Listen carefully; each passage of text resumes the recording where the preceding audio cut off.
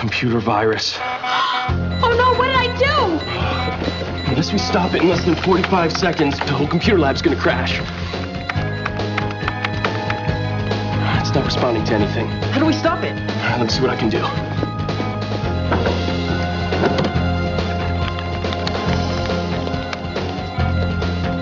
Only 15 more seconds. Man, hold on.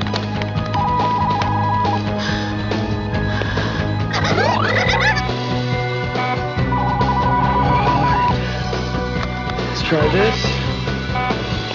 Yes. Let's hope this works.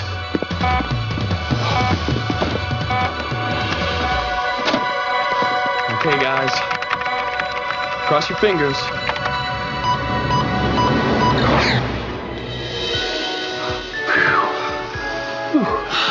That was close. I'll say. Whew, that was a close one. Man, somebody ought to have some kind of, I don't know, network cable or something that you can just disconnect so a virus can't finish downloading. But I guess such things exist only in the realm of dreams. Ladies and gentlemen and others, welcome to Power Rangers-Zeo.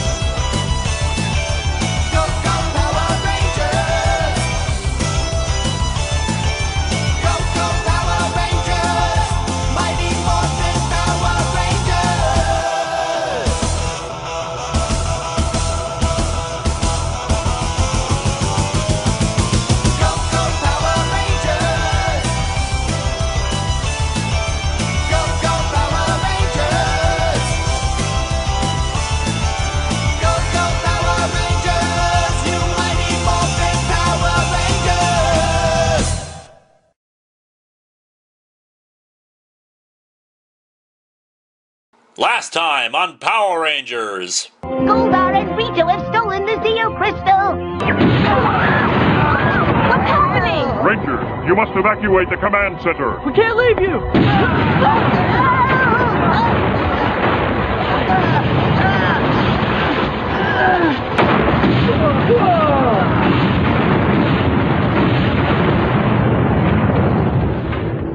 Nothing that important happened.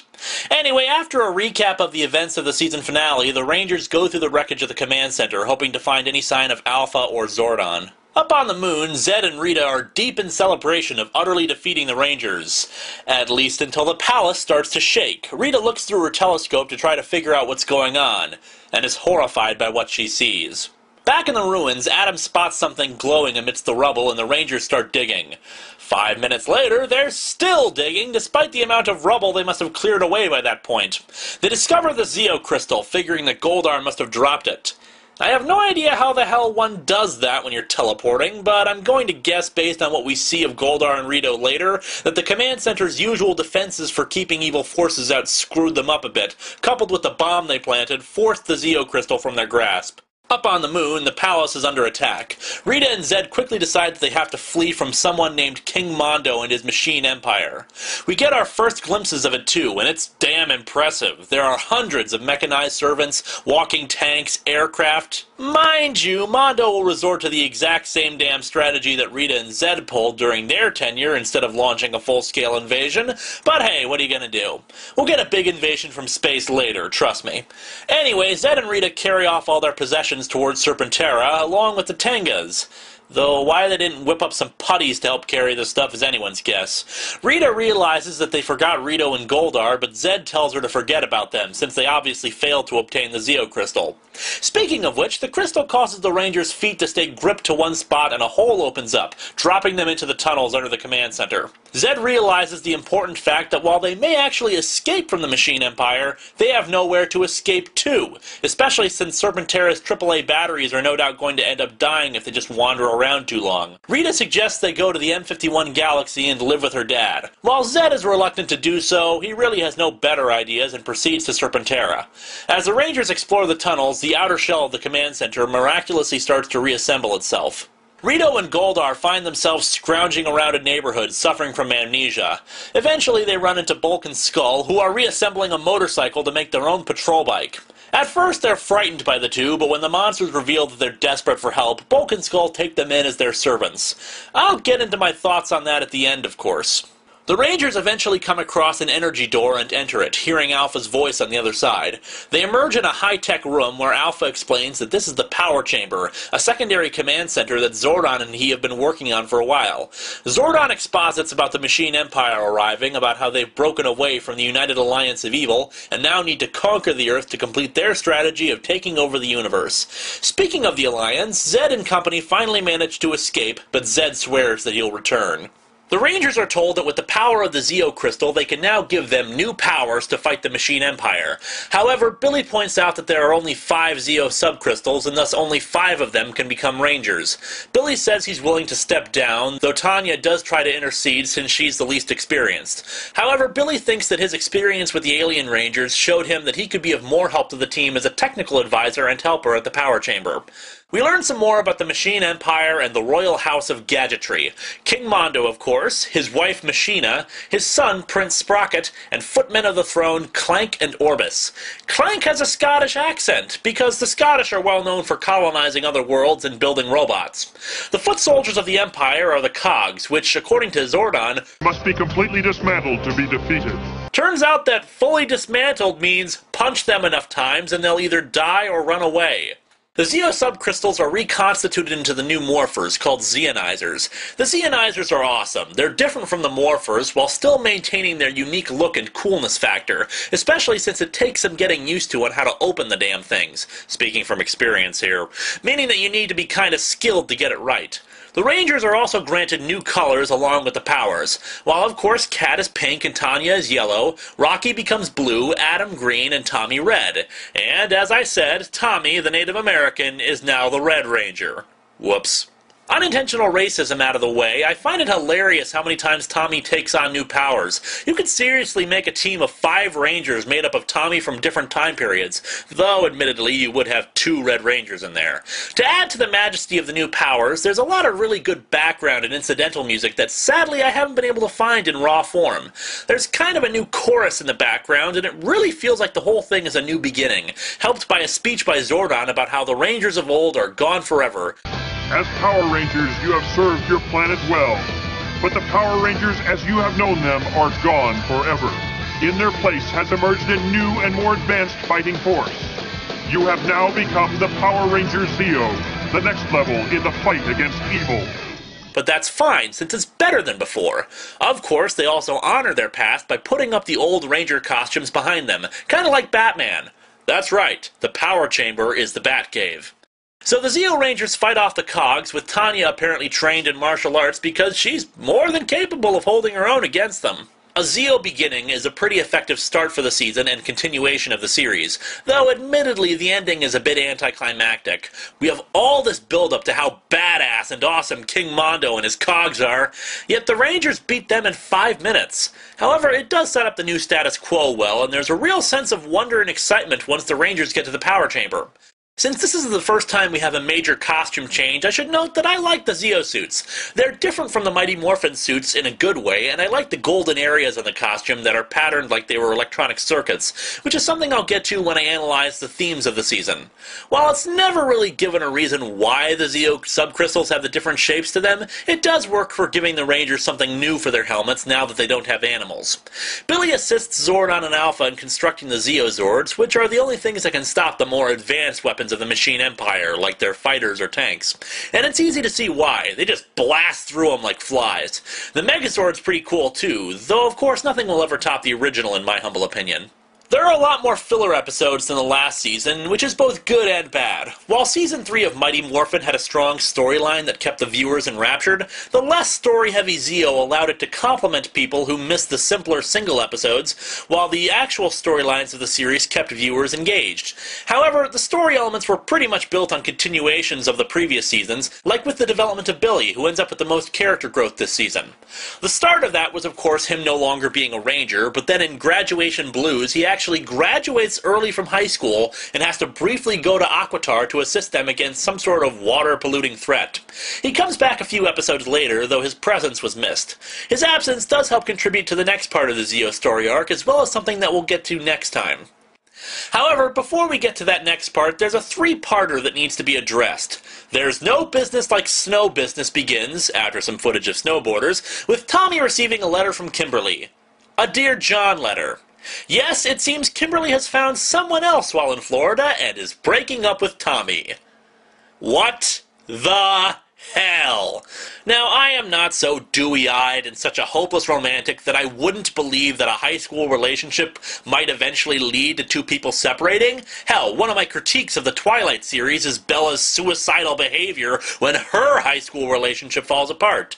But the thing is that these aren't just teenagers we're talking about. We're talking about two people who served as basically soldiers in a war together for years and risked their lives for one another, who stood by each other even when things had gotten at their worst, and she's breaking up with him off-screen? What the hell, Power Rangers? And the real point of this? The writers wanted to push a Catherine and Tommy relationship. Now, don't get me wrong, Catherine's a fine character, but why this? There was big fan backlash against this, especially since in the Christmas episode, yeah, Power Rangers has done Christmas episodes and they're really pretty embarrassing, though the first one is the worst. There's a potential future scene where it looks like Catherine and Tommy are married and have a kid. I'm just saying, you could have easily made a relationship between Catherine and one of the other characters. Hell, Rocky and Adam don't know nearly as much as the others, and giving them a relationship would have been great character development. And the most that will truly amount to anything from this, besides for the occasional forced Catherine and Tommy moments, is character bits in the Turbo movie, which won't even amount to anything. The three-parter itself is stupid too, and it seems like they did it purely to get a snowboarding vacation for the cast. The plot is paper-thin, with bringing Tommy up to the mountains on the vacation to help him get over Kimberly, and Mondo keeps sending down monsters to try to take them down. Tommy meets a famous ski instructor there who seems to be really falling for him, except she's clearly supposed to be like 30 and he's still a teenager. Well, I mean in the show. I don't think anyone in the casting department has ever seen a real teenager. Anyway, as the filler continued, more toys for kids to buy, I mean weapons, were added to their arsenal. Like the Red Battle Zord, which has kick-ass Gatling gun arms. Or stupid things, like the Defender Wheel, which was essentially a big hamster wheel that Tommy drives into things. The cool thing about the Red Battle Zord was that it was based on Aquitar Zords that Billy studied while he was there, which were directed by the Alien Rangers via psychic ability. I suppose there was a story arc going on, but I really just want to gloss over it. In a storyline that surprisingly was not labeled as a multi-parter, Tommy goes on a vision quest, inner journey, new age bullcrap thing. I'm sorry, but I instantly distrust Hollywood whenever it tries to do anything related to Native Americans, and especially on a kids' show. Few times do they actually manage to portray them accurately, and from a story perspective, not very much happened anyway. However, there are two significant aspects that need to be touched on. The first is that we learn that Tommy has a long-lost brother, whom he reveals that he's a Power Ranger to. The other is that we have the first major encounter between King Mondo and a Ranger, and much like Tommy's fight with Lord Zed, it doesn't go well for him. However, this will not be the last direct conflict they have, and it will contribute to the theme of the season. Because it does have an effect on the plot, I will also note that halfway through the season, Bulk, in an attempt to woo the police captain's daughter, gets Lieutenant Stone fired. Bulk and Skull, in turn, quit the force. However, Stone is more than happy to be gone, deciding to open up a detective agency like he always wanted, and hires the two to assist him. I admit I'm not sure why, because their ability to piss him off has been their shtick for this and the previous season, but hey, it advances the characters. The next major story arc comes in The Power of Gold, wherein the Power Rangers detect two distress signals. The team is split up to hunt them both down, but it turns out they're a trap set by Mondo. The Cogs attack in force, overwhelming the Rangers. Billy tries to reach them when suddenly something jams the communications and overloads the power systems of Mondo's moon base. A huge pyramid flies towards Earth and cloaks. Mondo, fearful of losing control of the Cogs, recalls his forces. Back at the power chamber, Billy overlays the power signature of the Zeo subcrystals over the power signature of the pyramid, and it's an exact match, meaning there's another Zeo crystal aboard the pyramid. The Rangers worry that Mondo's new strategy may split them up even further since there are only 5 of them, leaving Billy to lament the fact that there used to be 6 of them. The Rangers head out to try to find the pyramid, but a group of cogs attack to distract them. While Billy stays behind with his tracking device, the Rangers get overwhelmed by the cogs and one of Mondo's monsters. However, the team is saved by the arrival of a new ranger, the Gold Ranger. The Gold Ranger easily wipes the floor with the cogs. He's got a kick-ass golden power staff, and he moves like the Flash. After shrugging off the attacks by the cogs, he manages to dispatch the monster. However, Mondo is able to save it and make it grow. The Rangers are forced out of their Zords, but the Gold Ranger summons his own Zord, Pyramidas. Pyramidas annihilates the monster, and the Gold Ranger vanishes before they can figure out who he is. When they return to the power chamber, Billy takes longer to come back. The mystery of the Gold Ranger was a pretty effective subplot. Most of the signs pointed to Billy being behind it, since he would frequently make himself scarce whenever the Gold Ranger appeared. He never gave an explanation for what he was doing, but while it was never revealed on screen what it was, there was one good theory that we'll get into next time. A few more red herrings were tossed out, including, of all people, Skull, and of course Tommy's brother was always a possibility.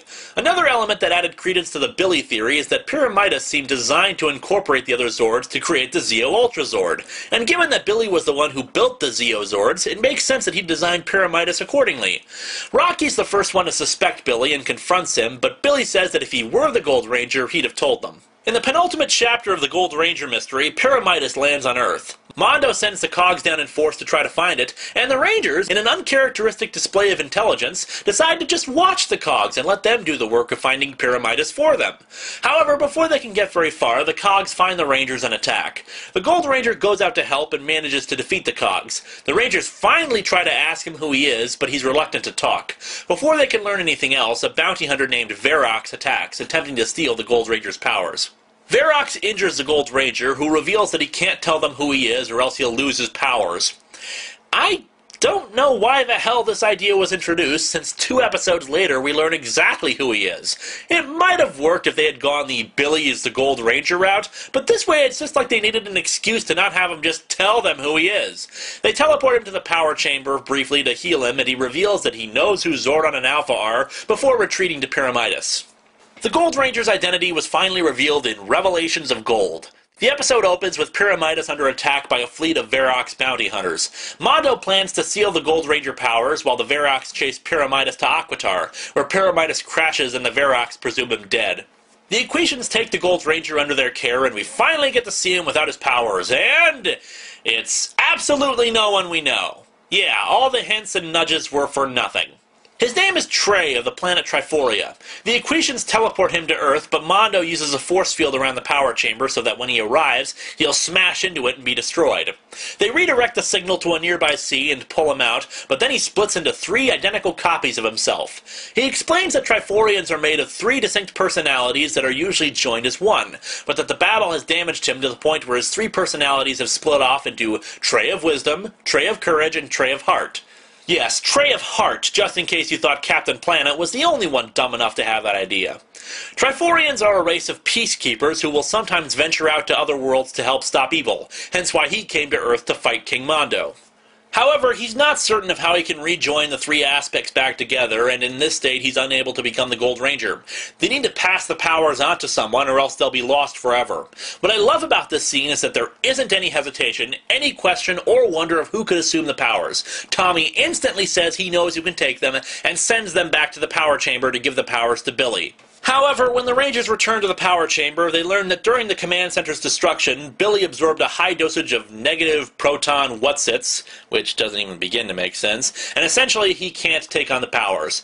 I'm not sure why it is from behind the scenes that they couldn't have Billy become the Gold Ranger, but there's a lot of speculation and rumor. A lot of it revolves around David Yost, who played Billy, apparently being difficult to work with, and evidently flip-flopping a lot on whether he'd stay this season or not. In addition, they also wanted Brad Hawkins, who played a role in the Power Rangers-esque series VR Troopers, who did the voice for the Gold Ranger during the early episodes, to become the Gold Ranger, but apparently scheduling conflicts got in the way of that happening. Tommy leaves and tells everybody he thinks he knows someone else who can take on the power. While the Rangers use the Zeo crystal, along with the power of the command center, to keep the Golden Staff energized, Tommy retrieves his candidate and they head back on foot to the power chamber. With the power diverted, they can't teleport him and they can't track him out of fear that Mondo will figure out what they're doing. The implication as Tommy and the candidate run back is that it's Tommy's brother, which would make sense. They established that he knew martial arts when he was introduced, and he already knows all the Rangers' identities. At any time the Rangers reveal themselves, it seems to almost be certain that those people will become Power Rangers.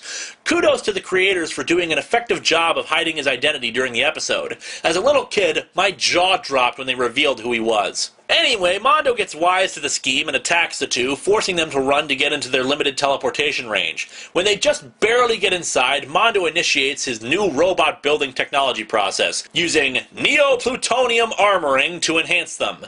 Why do I get the feeling it's just going to turn out to be glitter? Meanwhile, Rito and Goldar sleep at the detective agency. Goldar starts to remember who he is and gets a message from Rita and Zed. They'll restore their memories and even restore Goldar's wings, but they must swear off ever doing anything good. And they must prepare. Yes, Rita and Zed are coming back. The two awaken with their memories restored and gleefully push aside Bulk and Skull and steal their bike so they can get back to their Emperor and Empress. Tommy and the candidate arrive, and the candidate takes off his sunglasses, and yep, it's Jason. I guess Zack and Trini are still stuck at the peace conference.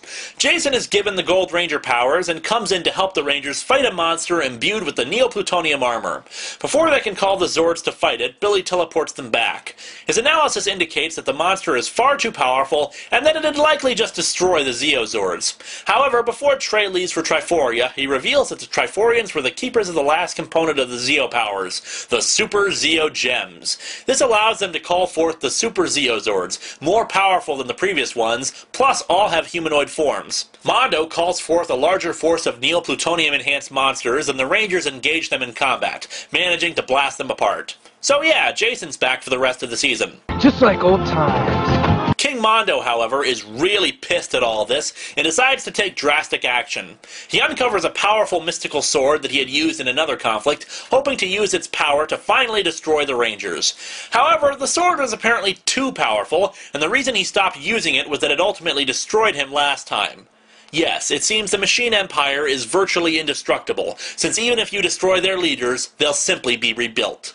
Meanwhile, Rito and Goldar arrive back on the moon and are picked up by Rita and Zed in a camper. I'm guessing that this is more where the idea of Zed being made completely domesticated came from, since the original villains have basically been reduced to comic relief.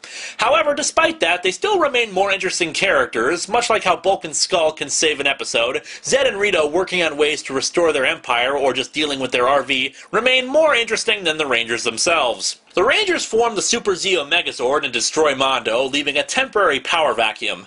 Rita and Zed have Goldar and Rito launch a missile towards the machine moon base, but due to their incompetence, they lose control of it and it transforms into a monster called Louis Kaboom.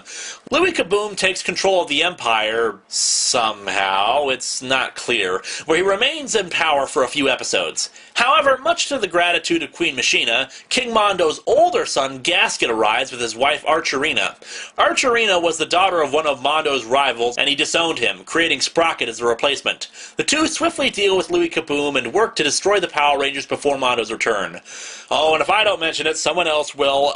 In the original Sentai, Gasket is actually the older version of Sprocket. At the same time, there's a subplot brewing with Jason dating this former biker woman. It really doesn't go anywhere, but it's something to mention. One of the things to note is that despite Jason holding the Gold Ranger powers, he clearly isn't as strong as Trey. The reasons for this are actually pretty obvious. For starters, Jason's out of practice. It's been 2 years since he was a Ranger, and these are entirely new powers. Trey had years of practice as the Gold Ranger, while Jason had to adjust to them. Plus, they were designed for someone with an entirely different physiology, a problem that will become more apparent when we reach the end of the season. Other minor bits include the addition of the Warrior Wheel to the Zord arsenal, as well as Auric the Conqueror, kind of an ancient Ninjor-esque individual who they'd call to their aid on occasion and will never be mentioned again after Zeo. Back on the story side of things, Tommy is kidnapped by Gasket and brainwashed into believing that he's the king of the Machine Empire. From there, they lure the Rangers into a trap, bringing them to a gladiatorial arena in another dimension. Well, actually, they get some unexpected help from Rita and Zed, who teleport them to Tommy's location. Why? Well, because of a revelation that the villains have. Sis, I don't get it. What's wrong? Oh, you fool! We'll have nothing. After all those years of work, we'll still be stuck on this route while those machines take over our planet. Oh. They eventually restore Tommy's memory with the power of friendship and all that. It's not a bad two-parter, but it's fairly simple. What bolsters the episode up is Bulk and Skull, who also get accidentally transported into the dimension. They join forces with a half-lizard gladiator and help him destroy the force field around the dimension and free the Rangers. I'll get into it a bit more when we discuss Bulk and Skull for this season. At the end of a delightful episode called Another Song and Dance, which features not only a full-scale attack by the Machine Empire, but also Tommy and Tanya having to sing all their lines, Let's stop this crime! It's morphine time! King Mondo returns. The ending storyline of the season begins with Rangers of Two Worlds. The Rangers return to the power chamber to discover Billy, heavily aged and played by an entirely different actor. Sadly, David Yost had left the series, reportedly due to reduced pay because of his changed role. However, they did need to give the character a proper send-off, even if the actor playing old Billy really didn't get any of his mannerisms down. In story, however, the explanation is that the device he used to restore him to his proper age during the Alien Ranger saga had a delayed side effect, causing his rapid aging. Meanwhile, with Mondo back, Gasket and Archerina retreat to their own planet for the time being. Over with the Camper of Evil, Finster has created a new magic staff for Rita to make monsters. They decide to test it out on Catherine. A pretty damn good plan, all things considered. However, due to a minor targeting error, they hit Catherine's ugly purse instead, transforming that into a monster. Of course, they never bother to just shoot at Catherine again because, you know, that would make sense. The Rangers call on the Equations for help, reconstructing the Regenerator in the hopes that it can restore Billy to his proper age. However, it backfires and damages the teleportation system. Mondo, not wanting to be outdone by Rita and Zed, sends his own monster to destroy Angel Grove. Equally, not wanting to be outdone by Mondo's monster, Rita and Zed make their Purse Monster grow. The Purse Monster, shockingly, is possibly Rita and Zed's most powerful monster. Physical attacks are useless, and it simply reflects energy attacks back at the Rangers. Damn, Rita's new staff is friggin' awesome! Mondo's monster, in turn, has the ability to take over other mechanical objects, and takes over the Zeo Megazord. The Rangers are forced to retreat when the Zeo Ultrazord is useless, and they try the Regenerator again. It helps a little, but ultimately isn't enough. Mondo, pissed off about the Purse Monster, sends it to another planet. Billy detects the sabotage in the Zeo Megazord and goes in to try to repair it, but the Megazord lifts off with him inside of it. With the teleporter down, they can't get him out, and they send out the Super Zeo Megazord to try to get its compatriot under control. While they can't stabilize the Megazord, they do manage to fix the teleporter and get Billy out.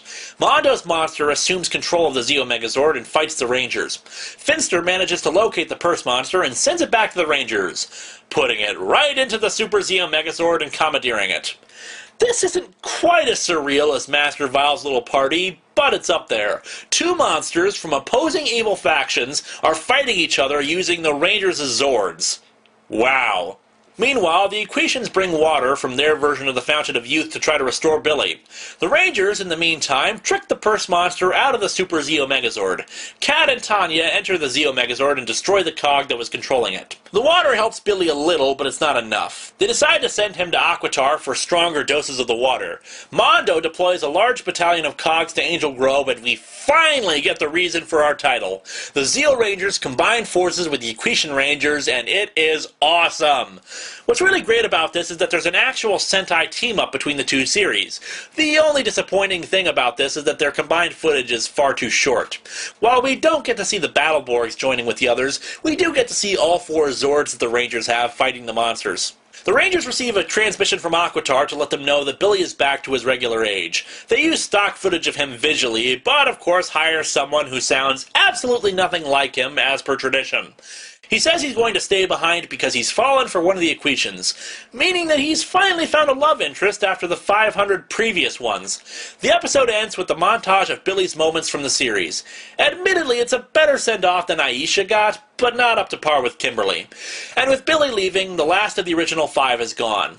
Yeah, I suppose having Jason around might count, but he was gone for so long, and when this season concludes, we'll be saying farewell to him too. Hawaii-Zeo opens with Gaskin and Archerina returning and attacking the Rangers, attempting to take the Gold Ranger powers from Jason.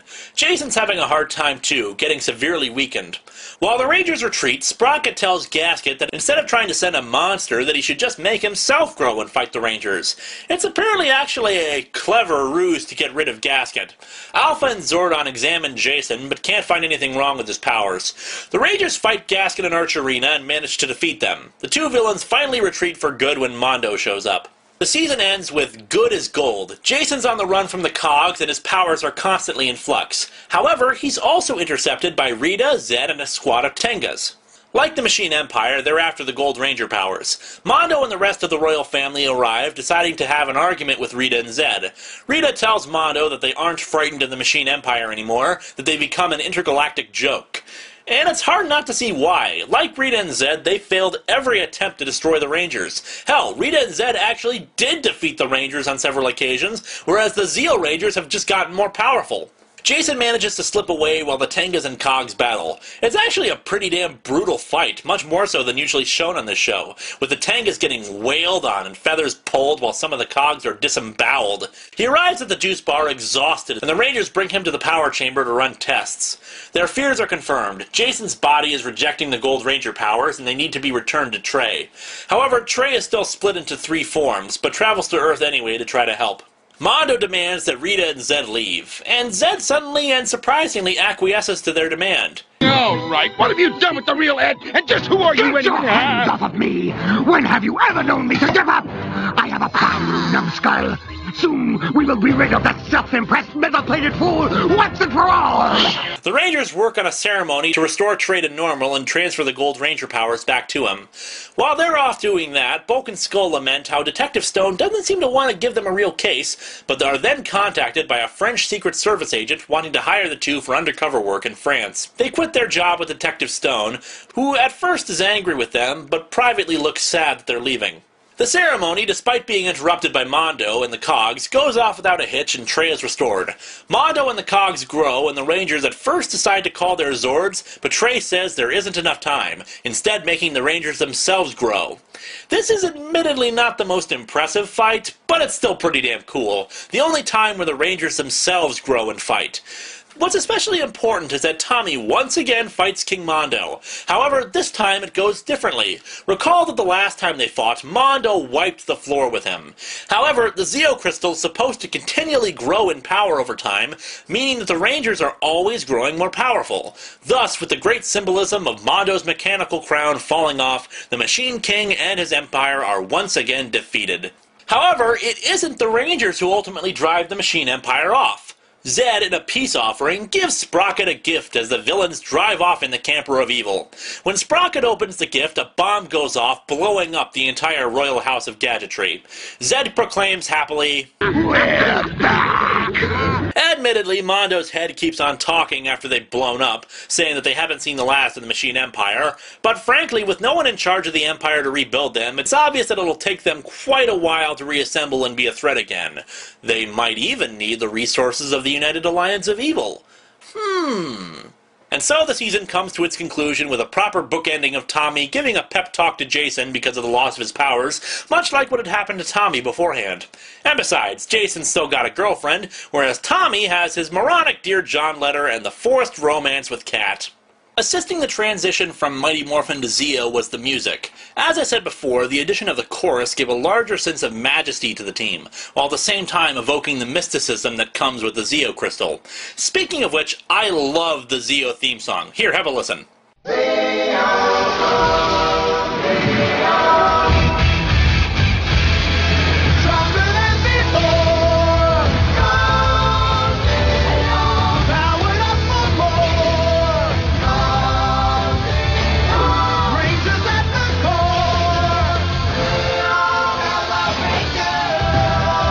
It's basically essentially a sequel song to Go Go Power Rangers, even containing a minor key version of the original theme within it.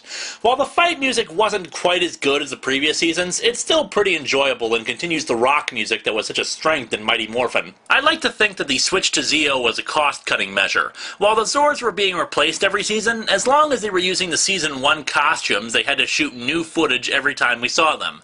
Over the course of the previous 3 seasons, the stories began to rely increasingly less on Sentai footage, and it probably was a pain in the neck for the accountants of the show. Once Zeo came in, the fights, both in Ranger form and the Zords, could once again be Sentai footage. The Machine Empire as villains never quite did it for me. While they had a strong start with their introduction, they never quite captured the idea of being a huge invading force from beyond the stars that could be a legitimate threat to the Rangers and the Earth. It might have helped if we saw them launch more large-scale attacks instead of just the occasional monsters and cogs. They never had quite the charm of Rita and Zed either, though that might have just been growing pains since we had just lost the two. Bulk and Skull's development this season is both good and bad. The bad parts of it are them taking in Goldar and Rito as servants. Now don't get me wrong, it's funny as hell, especially seeing them in a position where they have power over the monsters they've always been afraid of, but the fact that they're acting like assholes to two beings that are in a spot just makes them come off like dicks. Of course, Goldar and Rito do get their revenge every once in a while, and it's nice to see the consequences of their behavior. However, the brighter sides of their nature do get to shine through quite a bit. For example, we learn in one episode that Skull is actually a classically trained piano player, and a damn good one. And while Bulk initially mocked classical music as being for dweebs, when he discovers Skull plays it, he suddenly finds it awesome, showing that even though at times Skull can be an idiot and Bulk an overloading jackass, they're still friends and not quite as one-dimensional as one might think. The better parts of their nature also shine through when they quit the junior police to support Lieutenant Stone. Sure, they're afraid of the guy and probably would prefer to be left to their own devices, but you also get the impression that they have tremendous respect for the man. Even while being held in the other dimension, we do actually get to see that their bumbling nature still helps them out. They're still fast enough to dodge cog attacks and fight back, and in fact, their Three Stooges-esque battle tactics seem a lot more effective at times than the Power Rangers using karate. I'd imagine it's because the cogs, as machines, are designed to fight against certain karate fighting techniques, but not quite as well programmed against comic relief fighting. So yeah, Zeo didn't take the two much further, but there was plenty of humor to be found, and they continued to be friendlier towards the teens instead of bullies. What's interesting about this season is that we've had a complete reversal of magic versus technology. The Zeo Crystal, a mystical object, is now the power source for the Rangers, while the forces of technology and machines are now coming to fight the Rangers. Admittedly, it's downplayed due to the fact that with Billy around, they were still creating technological wonders to fight the Machine Empire. Instead, one could say that the Rangers represented a mix of technology and magic. The mystical powers of the crystal were complemented by technology, and, as I said before, the circuitry look of the details in the Zeo suit allude to that. Instead, the magic side of things was represented by Rita and Zed. They were the old guard, the past villains who represented older ways and superstitions who had lost their power as time moved on and progress advanced. Anytime the two tried to use technology to fight the Empire, it backfired on them. However, when Rita got her new magic staff, she created a monster far more effective than most of Mondo's machines. The Rangers, however, were the compromise between the technology and magic, and they were able to fight off both forces. If Zeo's overall theme had to be summed up in a single word, it would be triumph. Back when the Zeo Crystal was first introduced, it was suggested that over time its power continually increased, and I'd say that's pretty evident by the end of the series. The Rangers could hold their own against the Machine Empire even without the use of a Zord, and their arsenal would just continue to grow larger. If the Machine Empire had stuck around, the Rangers would have probably eventually just have forced them into retreat anyway. Power Rangers-Zeo showed the team at their strongest, a wide array of weapons, power levels ever increasing, and their enemies were getting easier to defeat. Writing-wise, it honored the history of the team while also building on their new premise to advance further. However, after 4 years, it was time for the team to graduate from the 5 teenagers with attitude premise and take the next step into greatness. A pity, though, that the next season meandered through that concept when they shifted into Turbo. Your presence here must mean you are the fiercest warriors on Earth. Actually, we're just sort of... Actually, yes. We are the bravest and most powerful warriors on our planet. Excellent. Then you can help me in my plans to escape from here and foil Clint's casket. Us? And with the help of Triter the alien, we saved the Power Rangers. Yeah, and now we're legends on the planet of Horath.